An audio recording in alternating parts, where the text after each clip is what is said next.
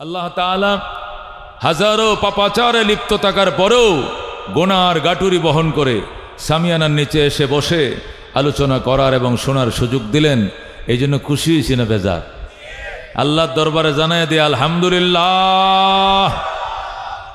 গোনার গাটুরি বহন করে এসেছি, মোনাজাত শেষে রব আমাদেরকে নিষ্পাপ হয়ে বাড়িতে ফেরার তৌফিক দান করুক, জোরে কোন আমিন।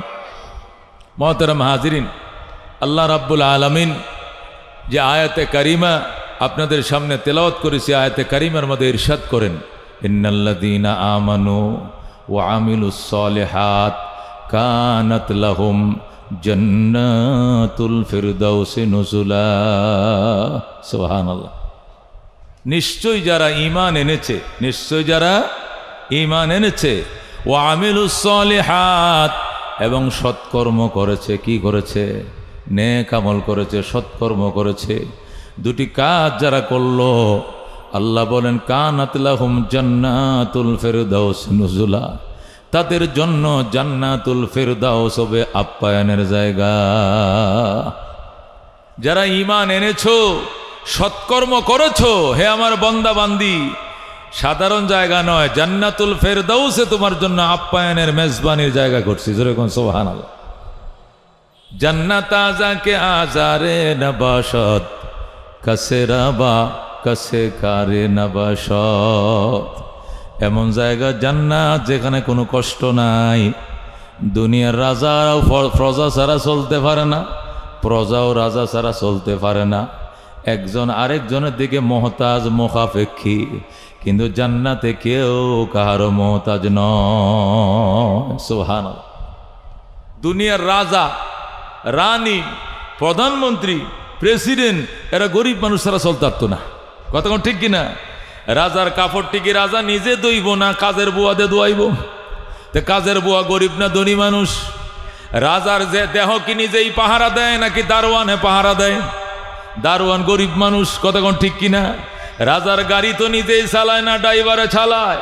ড্রাইভার দিন মজুর, দিনে আনে, বেতন পায়, খায়, গরিব মানুষ। কতক্ষণ ঠিক কিনা?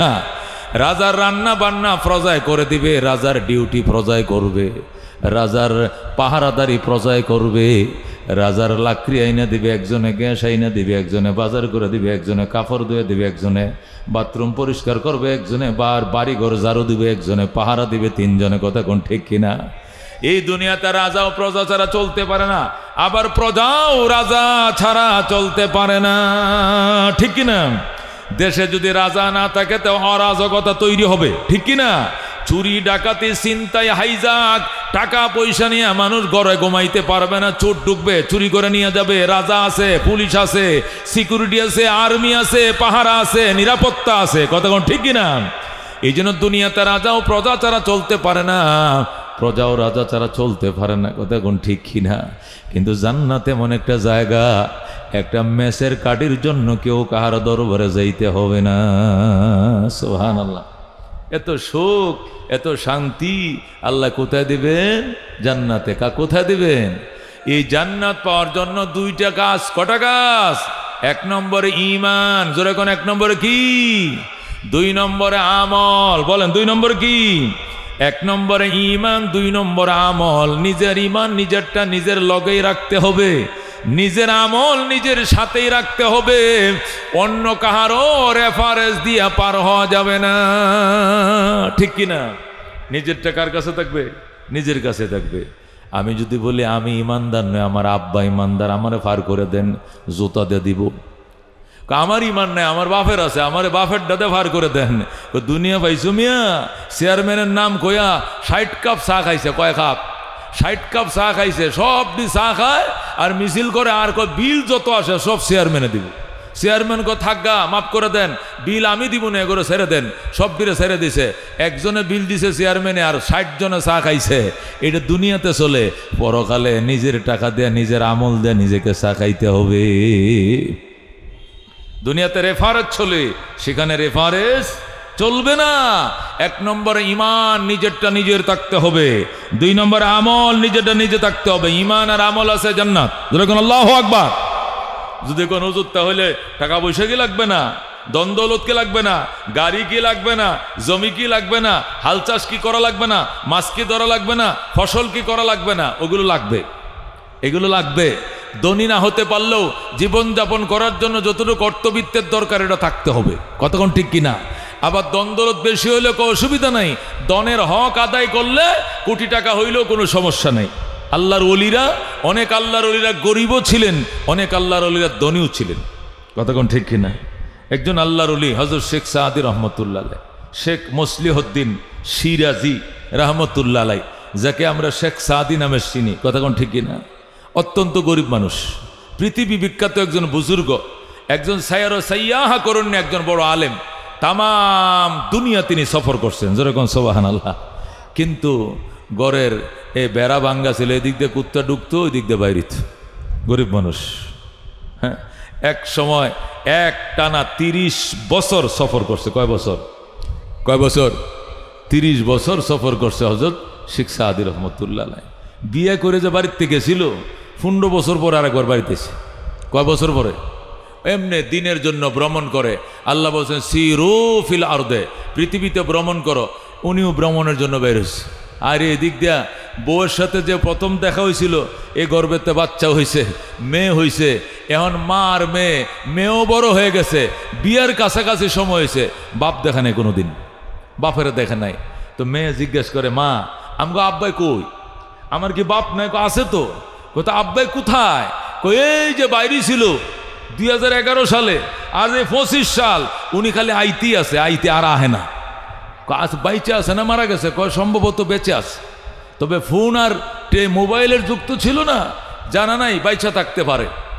এখন কয়তো মা তুমি আর আমি কি দিয়া চলবো দুনিয়াতে বলো? মা টুফি বানায় দে। কি বানায় দে? কাপড় দিয়া মা কি করে? টুফি বানায় দে। আর মেয়ে যায়া মসজিদের সামনে মুসল্লিরা যখন বাইর হয়, এক কোনা দিয়া হেজাব টেজাব পরে দাঁড়া থেকে, আর কয় একটা টুপি কিনে 8 আনা, 2টা 1 টাকা, 3টা 1.5 টাকা। এই মা বানায় দেয়, মেয়ে বিক্রি করে, এই টাকা দিয়া শেখ সাদির সংসার চলে, যেরকম সুবহানাল্লাহ। অথচ পৃথিবী বিখ্যাত একজন বুজুর্গ এবং আলেম এবং সফরকারী এবং বড় বুজুর্গ এবং ওয়াইজ, তার অবস্থা এই। শেখ সাদি রহমতুল্লাহ আলাইহ দীর্ঘদিন সফর করে এসে মসজিদে নামাজটা পড়ছে, মহল্লার পইরা পরে দেখে যে একটা মেয়ে, টুফি নেন গো বাবারা, টুফি নেন, আমি গরিবের মেয়ে, আমার বাবা নাই, কোথায় যে গেছে কোনো সংবাদ পাই না, টুফি নেন, আমার একটু চলার ব্যবস্থা করেন। শেখ সাদি রহমতুল্লাহ মাথার টুপিটা বাইর করে দেখায়, হায় রে, এটা ময়লা তো একবার কালা হয়েছে, এটা তো 15 বছর আগে টুপি একটা কিনছিল, একটাই আছে মাথার। পরে কয়, আহারে আমারও তো টুপিটা ময়লা হয়েছে। মহিলারে কয়, মা দে আমার 3টা টুপি দে। মহিলার কাছে যায়, মহিলা কয়টা টুপি দিছে? 3টা টুপি নিছে। 3টা টুপি নিয়া মেয়েটার দিকে তাকায়, কয়, জিরে কার ঘরের মাইয়া তুই, এত সুন্দরী? সুবহানাল্লাহ, তোর বাপ তো বড় সুন্দর আছিল। কয়, শুনছি মায়ের কাছে বাবা সুন্দর ছিল, কিন্তু এই জীবনে বাবা কারে কই দেখি নাই। আল্লাহু আকবার, নিজের বাবার কাছে বলতেছে। শেখ সাদি রহমতুল্লাহ আলাইহ মেয়েটার প্রশংসা করে আর টুপির দাম জিগায়। আয়কে রুয়ত, হে মহিলা, দেখতে তোমার চেহারা মিশলে তুর রে সমরে কন্দ, ইব চন্দ আয়কে রোয়ত মিশলে দূর রে সমরে কন্দ, ইব চন্দ হে মেয়ে, দেখতে তোমার চেহারাটা সমরকন্দের মূর্তির মতো ছকছক করতেছে, এত সুন্দরী মেয়ে, বলো মা এই টুপি কত, এই টুপি কত, এই টুপি কত? কয়টা টুপি? একটা কবিতার প্রথম অংশ দিয়া মেয়েটার প্রশংসা করছে, দ্বিতীয় অংশ দিয়া টুপির দাম জিগায়, টুপির দাম জিগায়। আইকে রোয়ত মিশলে দুর্রে সমরে কন্দ, ইব চন্দ মহিলা কয়, লোক তো দেখা যায় পণ্ডিত, কবিতার আকারে জিনিসের দাম জিগায়, আবার মাঝখান দিয়ে আমার ফার্মও দিছে, আমার প্রশংসা করছে। আমি চেহারা বলে সমরকন্দের দেশের মুক্তার মতো জলজল করতেছে, এই টুপি কত, ওই টুপি কত, ওই টুপি কত।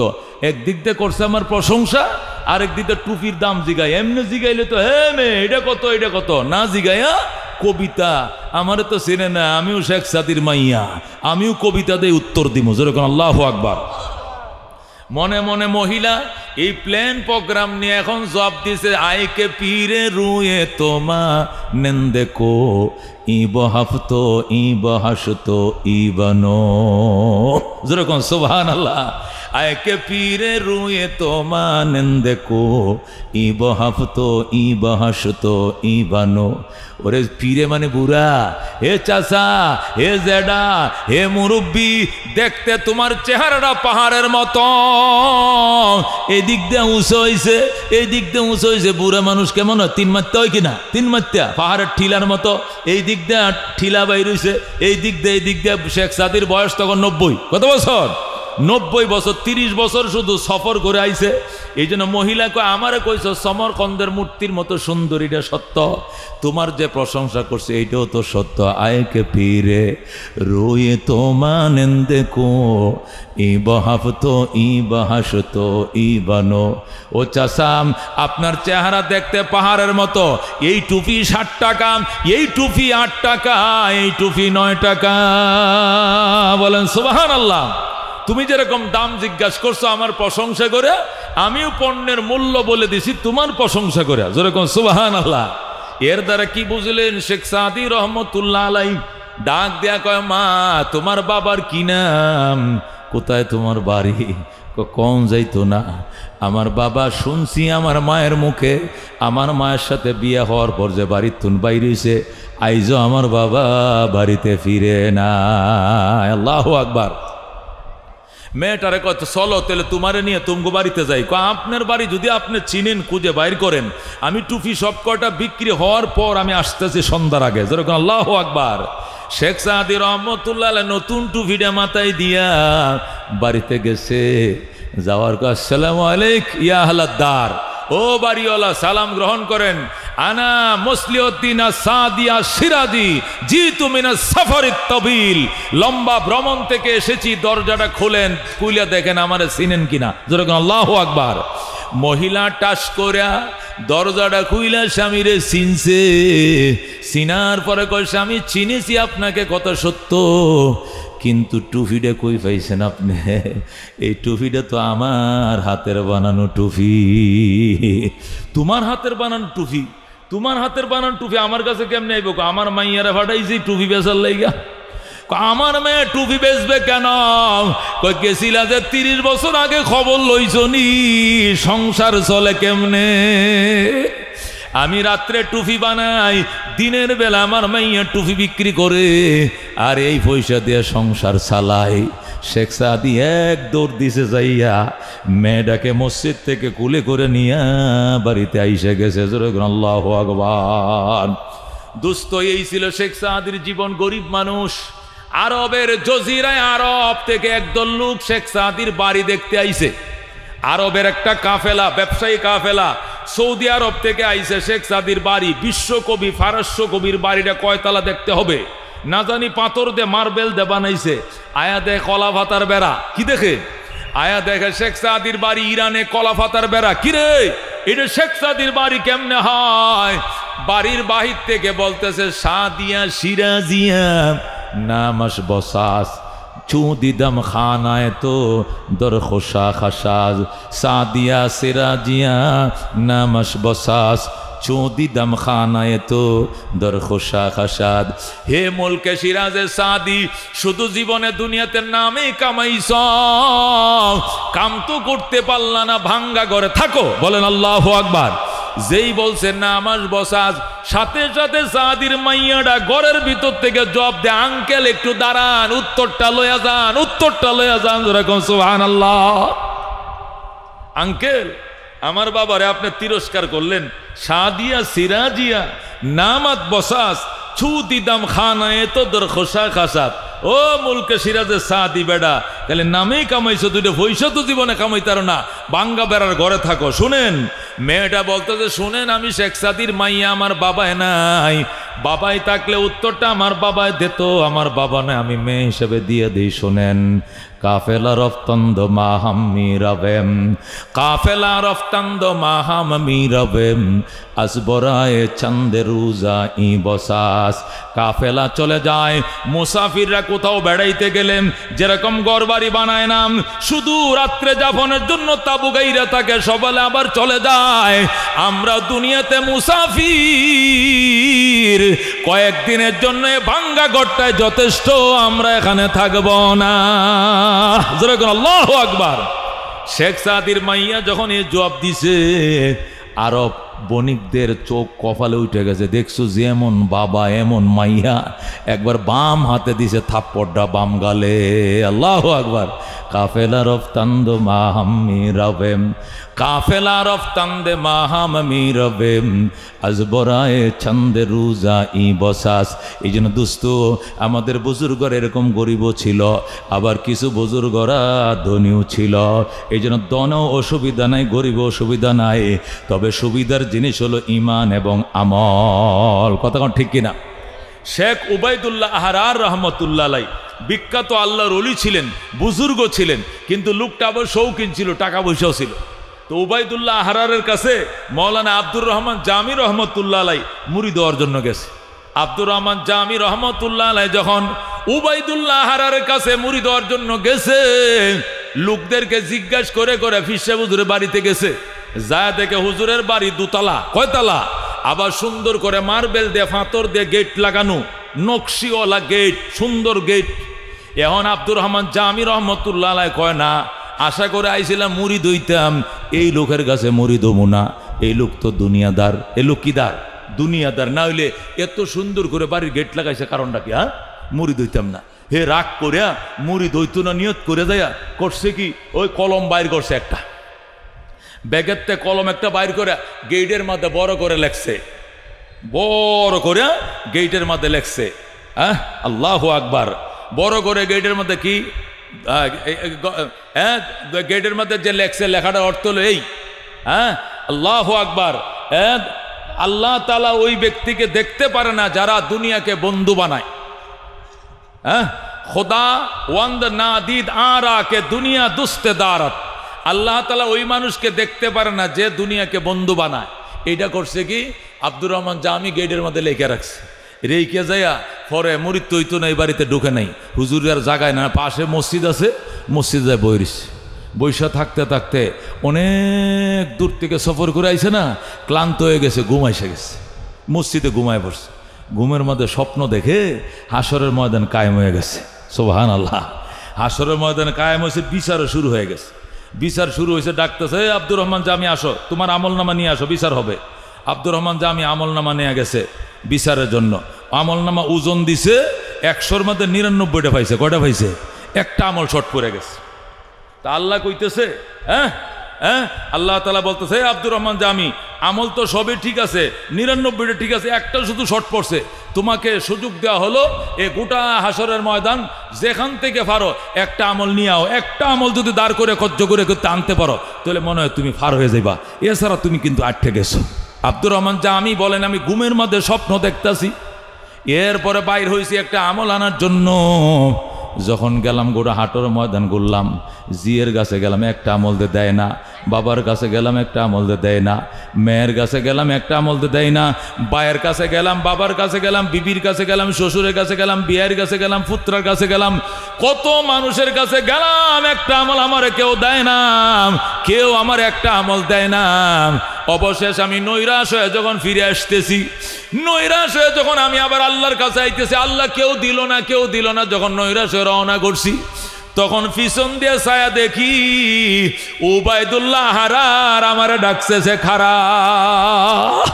আল্লাহু আকবার।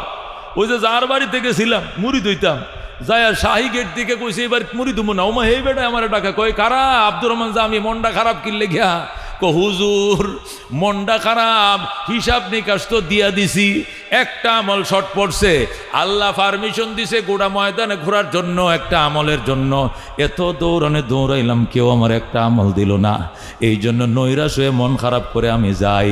আল্লাহু আকবার। সাথে সাথে উবাইদুল্লাহ আহরার কয়, আয় তোরে তোর আপনজন কেউ তোরে আমল দেয় নাই, আমি তোরে একটা নয় বরং দুইটা আমল দিয়া তোরা সাহায্য করলাম।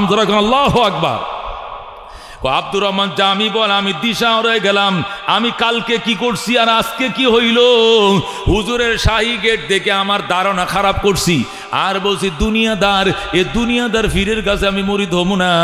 আর আজকে কি হয়, আল্লাহু আকবার। নামর দাকাস কে দুনিয়া দুস্তে দারাদ, নামর দাকাস কে দুনিয়া দুস্তে দারাদ। আমি লেখে তুই আইছি ওই লোকটা মানুষের বাচ্চাই না, যে দুনিয়াকে বন্ধু বানাই দে মানুষ না, এটা কুত্তা, তালে বোহা কেলাব। আল্লাহ বলছেন দুনিয়া যারা খোঁজে এরা হলো কুকুর, এরা মানুষ না, এরা কুকুর। কালকে লেখে তুই আইসি কুকুর এই বাড়িওয়ালাকে, আর আজকে এই বাড়িওয়ালা ডাইকে আমার দুইটা আমল দিছে, লাগে একটা দিছে দুইটা। আবার বলতেছে, কি বলতেছে, ওই উবাইদুল্লাহ আহরার বাড়িওয়ালা বলতেছে, আগার দারাদ বরায়ে দুস্তে দারাদ, আগার দারাদ বরায়ে দুস্তে দারাদ। দুনিয়া যদি রাখি অন্য কাহার জন্য রাখি না, আমি আমার রিলেটিভ বন্ধুদের জন্য রাখি, কার কত আমল লাগে লয়া যাও, বাধা দিব না। যেরকম আল্লাহু আকবার। তখন ঘুম ভেঙে গেছে, এইটুকু দেখার পরে তার কি ভাঙছে, ওই যে মসজিদে শুয়ে গেছে ঘুম ভেঙে গেছে, এবার ঘুম থেকে উঠছে, উঠে সর্বনাশটা করছিলাম, কান ধরছি। আসলে মানুষ না দেখে না বুঝা হুদায় ধারণা করা ঠিক না। একটা গেট দেখে মনে করছি দুনিয়াদার, অথচ স্বপ্নের মধ্যে আমি ঠেকায় পড়ছিলাম আসরের ময়দানে। একটা আমল দিয়ে তো এই লোকটাই সাহায্য করছে, বাপ ফুতেও করে নাই, দুনিয়ার কেউ করে নাই, এখনো সময় আছে যাই। এরপরে যায় হুজুরের কাছে, আয়েগা হুজুর আসসালামু আলাইকুম, ও আল্লাহর ওলি সালাম গ্রহণ করেন, আমি আব্দুর রহমান জামি আসছিলাম আপনার কাছে একটু মুরিদ হওয়ার জন্য, আপনার কাছে আব্দুর রহমান জামি আসছিলাম। হুজুর কইতেছে, আগার দারাদ বরায়ে দুস্তে দারাদ। আমি দুনিয়াদার, দুনিয়া যদি রাখি এটা আল্লাহর জন্যই রাখি, হেল্পের জন্যই রাখি, আমার জন্য নয়।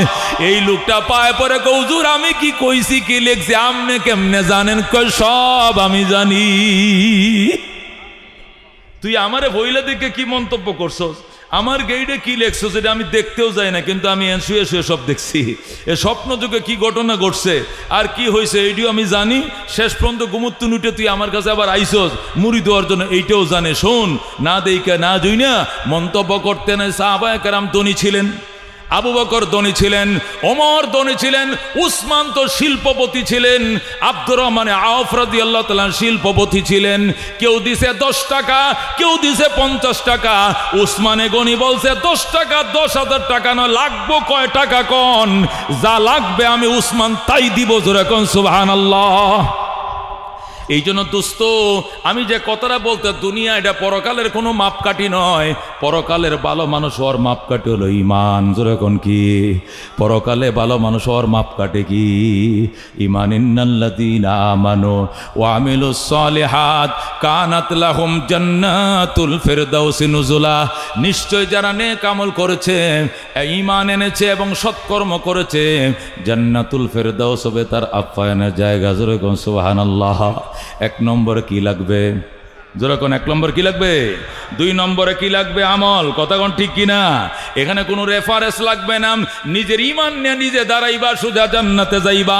ঈমান নাই লাইন থেকে ঘাড়ে ধরে বের করে দেওয়া হবে, ঠিক কিনা? এই মুসলমান, ইব্রাহিম আলাইহিস সালাম যখন লাখো মানুষকে সুপারিশ করে ঈমানদারকে জান্নাতে নেবে, ইব্রাহিমের বাবা আজরও লাইনে দাঁড়াবে। কথা কোন ঠিক কিনা? ফেরেশতারা কন্যা তারাই, ভাই বুড়িয়া তুই আইসিস কি লিগা? কাইসি আমার ভূতে হাজার হাজার মানুষ সুপারিশ করে জান্নাতে নেয়, আমি তো এর বাপ লাগে আজর, আমার ছেলে ইব্রাহিম। আল্লাহু আকবার। ফেরেশতারা বলবে, তোমার ছেলে যাদেরকে সুপারিশ করে জান্নাতে নেয় এরা ঈমানদার মুমিন, তুমি তো বেঈমান, বেঈমানের জন্য এই লাইনে দাঁড়ানো হারাম, ঘাড় ধরে বের করে দিবে। আল্লাহু আকবার। এরপরে আজর কানতে থাকবে, ইব্রাহিম দৌড়ায় আস বলবে আব্বা কান্দো কেন? কয় ফেরেশতারা আমারে গাড়ো ধরে বের করে দেয়, হিরা ফিরা। ইব্রাহিম বলবে গাড়ে ধরে তো বের করবোই, ওই দিন আমারও তো তুমি গাড়ো ধরে বের করে দিয়েছিলা। যখন নমরুদ আমার আগুনে ফালায় তুমি বাবা আমার রক্ষা করার জন্য আসো নাই। বাবা তুমি চলে যাও, তোমার ব্যাপারে আমি সুপারিশ করতে পারবো না। আমি ইব্রাহিম আল্লাহর খলিল হইতে পারি, আমি ইমানদার পাপীদের জন্য সুপারিশ করব, বেঈমানের জন্য জান্নাত হারাম সুপারিশ চলবে না। অনেক কান্নাকাটি করবে। আল্লাহ দরবারে ইব্রাহিম যায় বলবে আল্লাহ দেখেন তো দয়া করে মাফ করা যায় কিনা। আল্লাহ বলবেন না তো বেঈমান, এটা শুয়োর, এটা কুত্তা, এটা বিড়াল, এটার উপরে কোনো মায়া নাই। ইব্রাহিম বলবেন আমার তো বাপ লাগে, আমার তো কলজা ছিঁড়ে যায়, জন্মদাতা বাবা। আল্লাহ বলবেন মায়া যেন না তাকে ব্যবস্থা করতেছি, তুমি উপরের দিকে তাকাও। ইব্রাহিম উপরের দিকে তাকাইবে, হঠাৎ করে দেখবে নিচের দিকে তাকায় দেখবে ইব্রাহিম নাই, গুইসাপ হয়ে গেছে, মরা গুইসাপ দুর্গন্ধ ছড়াইতেছে। ইব্রাহিম নাকে মুখে চাপ দেয়া ধরে ফেরেশতারা এই গুই হাঁপটা সরা, গুইল্লা সরা, গুইল্লা সরা। সরাইতে দেরি করলে ইব্রাহিম নিজের হাতে আগুনে ফেলে দিবে। আল্লাহ বলবেন ইব্রাহিম রে এতক্ষণ বাবার জন্য কানলা আর এখন নিজের হাতে আগুনে ফালায় দিলা। ইব্রাহিম বলবে বাবারে ফালাই না, আমি গুইসাপটারে ফালাইছি। আল্লাহ বলবেন এটা গুইসাপ না, এইটাই বেঈমানের অরিজিনাল চেহারা। আল্লাহু আকবার। এ দোস্ত এই জন্য বেঈমান কোনো মানুষের কাতারে ভরে না, কথা ঠিক কিনা? বেঈমান এটা কোনো মানুষই না। দেখতে দেখা যায় মানুষ, গরবা সুরত আদমি ইনসাবুদে আহমদ বো জেহলে হাম এক সাবুদে। আকৃতিতে মানুষ যদি মানুষ হইতো তাহলে আবু জেহেল আর নবী একই মানের মানুষ হইতো। অথচ নবী জান্নাতের সরদার আর আবু জেহেল হলো জাহান্নামের গারা, কথা ঠিক কিনা? এই লোকটাও কুরাইশের, এই লোকটাও কুরাইশের, এই লোকের বাড়িও মক্কা, এই লোকের বাড়িও মক্কা, এই লোক যে বংশের এই একই বংশের, এই লোকও শিক্ষিত, আবু জেহেলও শিক্ষিত, কিন্তু একজন জান্নাতের দুলা আরেকজন জাহান্নামের তলা। কারণটা কি? এই লোকে ঈমান আছে, ঈমানের ডিফু, মুমিনের খনি। আর আল্লাহ নবী সাল্লাল্লাহু আলাইহি ওয়াসাল্লাম হযরত ফাতেমাকে বলছেন ফাতেমা ইয়া ফাতেমাতা আনকিজি নাফসাকা মিনান নার। ফাতেমা রে আমার কলিজার টুকরা জি, জাহান্নাম থেকে নিজের বাঁচাইও মা, জাহান্নাম থেকে নিজের বাঁচাইও। ফা ইন্নী লা উগনি মিনাল্লাহি শাইআ, আমি নবী তোমাকে আমার আল্লাহর আযাব থেকে বাঁচাইতে পারবো না। নবী তার জিরে কয় এ ফাতেমা আনকিজি নাফসাকা মিনান নার, ফাতেমা রে নিজের জীবনকে জাহান্নাম থেকে বাঁচাও, ঈমান আনো, ঈমান আনছো আমল বাড়াও, আমল বাড়াও। হযরতে ফাতেমা রাদিয়াল্লাহু তাআলা আনহা আল্লাহু আকবার, এত আমলদারি ছিলেন, টানা মাসের পর মাস রোজা রাখতেন, সাদাকা করতেন। সারাদিন রোজা রাখার পরে ইফতার নিয়ে বইছে এক মুঠ, আবার মিসকিন আইছে, আইসা আমাকে দেন আতিনা তো আমান, আমার এক লোকমা খাবার দেন। সারাদিনের রোজদারে মানুষ এক মুঠ ইফতার নিয়ে বইছে, মিসকিন আইসে চাইছে, সাথে সাথে দিয়ে দিছে। যেরকম আল্লাহু আকবার। পরের দিন আবার রোজা রাখছে, শুধু পানি খাইয়া সেহরি করছে, আবার এক মুঠ মুড়ি নিয়া দুইটা খেজুর নিয়ে বইছে ইফতার করার জন্য। আবার পরের দিন মিসকিন আইসা কয় আমারে একটু খাবার দেন। 3 দিনের উপবাস। ফাতেমা ওই দিনও ইফতারি দিয়ে দিছে, ইফতার করে নাই, শুধু পানি দিয়ে ইফতার করছে। যেরকম আল্লাহু আকবার। এইভাবে 3 দিন গেছে। কয়দিন? এইভাবে 3 দিন গেছে। খোদার যন্ত্রণা সইতে না পেরে ফাতেমা ছটফট ছটফট করে আল্লাহর হাবিবের দরবারে যায় বললেন বাবা গো, আমি শুনছি তোমার কাছে হাদিয়ার ছাগল বকরি আইছে, আমরা তো সদকা খাইতে পারি না, হাদিয়া তো খাইতে পারি বাবা। আমি শুনছি আলী বলছে তোমার দরবারে 6টা হাদিয়ার ছাগল আইছে, একটা ছাগল আমারে দিয়া দাও, আমি তোমার মা, আমি তোমার জি, তোমার 6টা সন্তানের 5টাই মারা গেছে রে বাবা, আমি ফাতেমা একা বাইচে আছি, আমার বোন জৈনব নাই, আমার বোন রুকিয়া নাই, উম্মে কুলসুম নাই, ভাই আমার আব্দুল্লাহ নাই, কাসেম নাই, আমি ফাতেমা একা আছি রে বাবা, আমার একটা ছাগল দিয়া দাও। আল্লাহু আকবার। আল্লাহ নবী ডাক দেয়া কয় মা এগুলো হাদিয়ার ছাগল, তুমি খাইতে পারবা, কিন্তু আমার প্রশ্ন হলো এই ছাগলটা দিলে তুমি কয়দিন পারবা? তুমি, আলী, হাসান, হুসাইন, 4 জন তোমরা ফ্যামিলির সদস্য। একটা ছাগল, ছোট্ট একটা ছাগল, 6-7 কেজি গোস্ত হবে। এটা কয়দিন খাইতে পারবে? 3 দিনে নেই কাটাইলা, এরপরে তো আবার খাবার লাগবে। আরেকটা চাইবা, পরে আরও 3 দিন যাবে, আরেকটা চাইবা, আরও 3 দিন যাবে। যদি 6টা ছাগল সবই তোমারে দিয়ে দেই, তাহলে 318 দিন যাবে, বছর তো যাবে না রে মা। এরপরে কি খাইবা? ফাতেমা কয় তাহলে আমি কি করলে ভালো হয় বলো বাবা? আল্লাহর হাবিব ডাক দিয়া কয় মা, তোমাকে একটা দোয়া শিখায় দেই, ওই দোয়াটা পড়বা, আল্লাহ তোমারে সচ্ছল বানায় দিবে, দুঃখ দুর্দশা দূর করে দিবে। আল্লাহ তুমি গরিবদের ছাগলের উপরে নজর দিও না, হাদিয়ার ছাগল তোমার লাগবে না, এই দিক থেকে মন উঠায় নাও, দোয়াটা শিখো। ফাতেমা কয় আব্বা বলেন দোয়াটা কি আমি শিখবো? আল্লাহ নবী ডাক দেয়া কয় ইয়া আউয়ালাল আউয়ালিন ওয়া ইয়া আখিরাল আখিরিন ওয়া ইয়া যাল কুওয়াতিল মাতিন ওয়া ইয়া রাহিমাল মাসাকিন ওয়া ইয়া আরহামার রাহিমিন। বলেন আল্লাহু আকবার। আমার জি ফাতেমা তুমি এই দোয়াটা শিখো রে মা, ইয়া আউয়ালাল আউয়ালিন ওয়া ইয়া আখিরাল আখিরিন ওয়া ইয়া যাল কুওয়াতিল মাতিন ওয়া ইয়া রাহিমাল মাসাকিন ওয়া ইয়া আরহামার রাহিমিন। এই 5টা শব্দওয়ালা দোয়াটা শিখ রে মা, সকাল বিকাল পড়বি, সকাল বিকাল পড়বি। আল্লাহর কাছে আশা করি আমার জিরে আল্লাহ সচ্ছল বানায় দিবে। জোরে কোন সুবহানাল্লাহ। ফাতেমা বলতে পারতেন বাবা আমি মানি না, আমার দিতেই হবে। দুনিয়ার প্রধানমন্ত্রীর মেয়ে হইলে কেমনে কইতো, প্রেসিডেন্টের মাই হইলে কেমনে বলতো, অর্ধেক জাহানের রহমতুল্লিল আলামিনের জি কলিজার টুকরা, জি আদরের দুলালি, খাতুনে জান্নাত, জান্নাতের সর্দার। ধরো আল্লাহু আকবার। এরপরে একটা কথাও বলে নাই ফাতেমা। ডাক দেখো ঠিক আছে বাবা, আপনি যে দোয়া শিখাইছেন আমি ওইটাই শিখবো, আমি আর কোনোদিন আপনার কাছে কিছু চাইব না।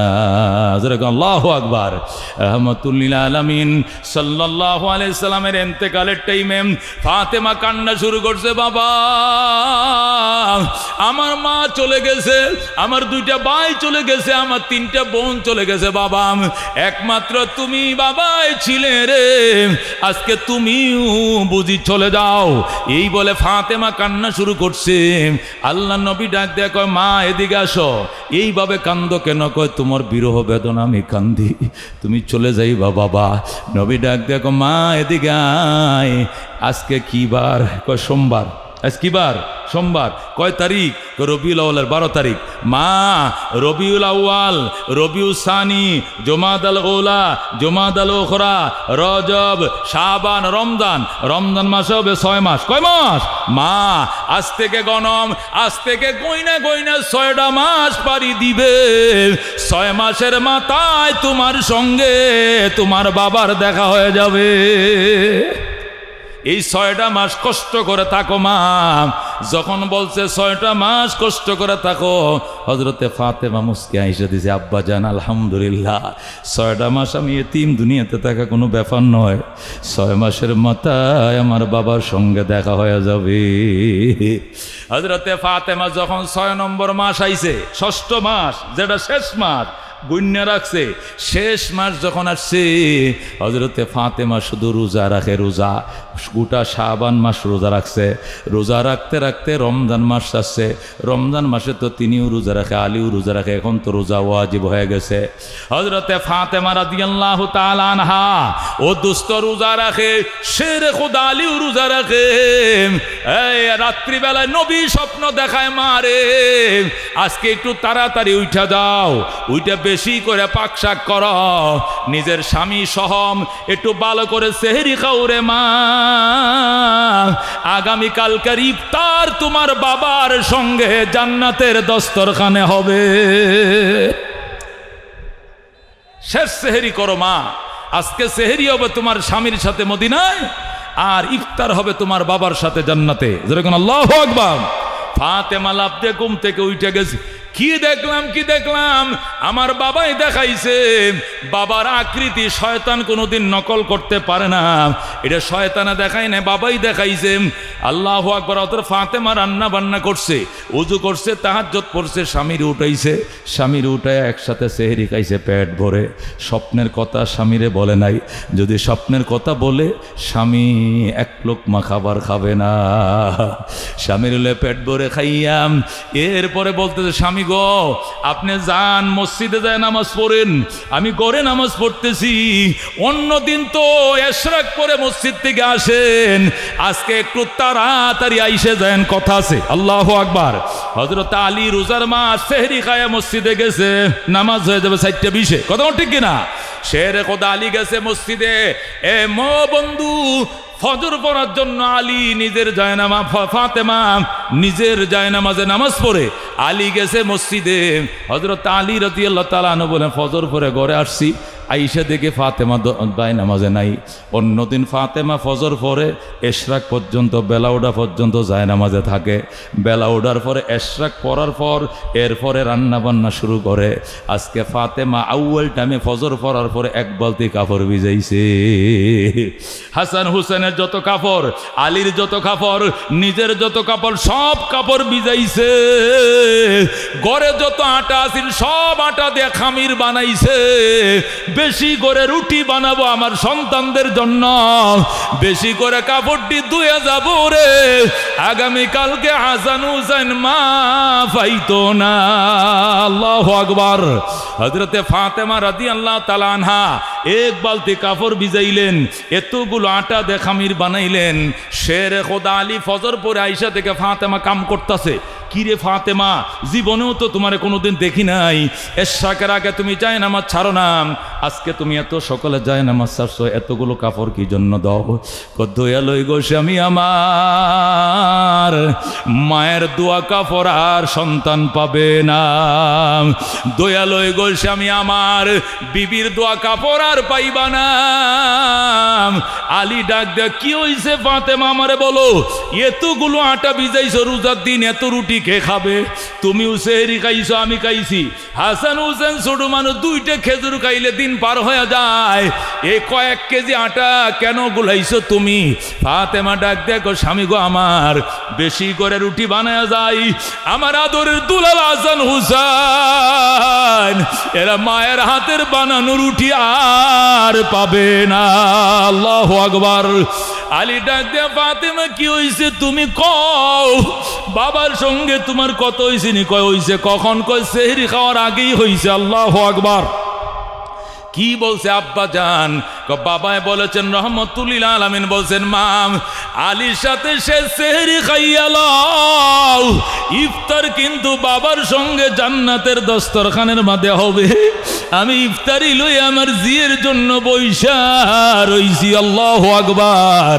হযরতে ফাতেমা যখন এই কথা বলছে, আলী ফাতেমার গলায় ধরে কান্দে, ফাতেমা ওরে খাতুনে জান্নাত, ওরে নবীজির কলিজার টুকরা, জি এই জীবনে পেটটা ভরে একদিন তোরে খাওয়াইতে পারি নাই রে ফাতেমা, একটা দিন পেট ভরে খাওয়াইতে পারি নাই রে ফাতেমা, আল্লাহর হস্তে তুমি আমারে মাফ করে দাও।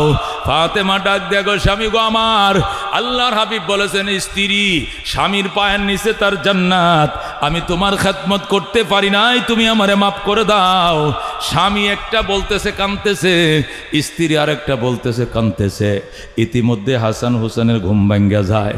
ডাক দেখো, মাম জীবনেও বাবার সাথে তর্ক করতে শুনি নাই, এই জীবনে কোনোদিন বাবার সাথে উচ্চবাচ্য করতে শুনি না, আজকে কি নিয়ে ঝগড়া লাগছো মা? ফাতেমা 2টা খেজুর দিয়া কয়, বাবা যাম তোর নানার সঙ্গে রওজায় কথা ক, তোর বাবার সঙ্গে আমি পার্সোনাল কথা কইতেছি, তোরা শুনতে পারবি না। আল্লাহু আকবার। হাসান হুসেন খেজুর নিয়ে দৌড় দিছে, নানার কাছে যায়, নানার কাছে ডেলি যায়, যাইয়া রওজার কিনারে বইসা রওজার সাথে কান্ডা লাগায় নানার সাথে কথা কয়, আর নানা রওজার ভিতর থেকে নাতিদের সঙ্গে কথার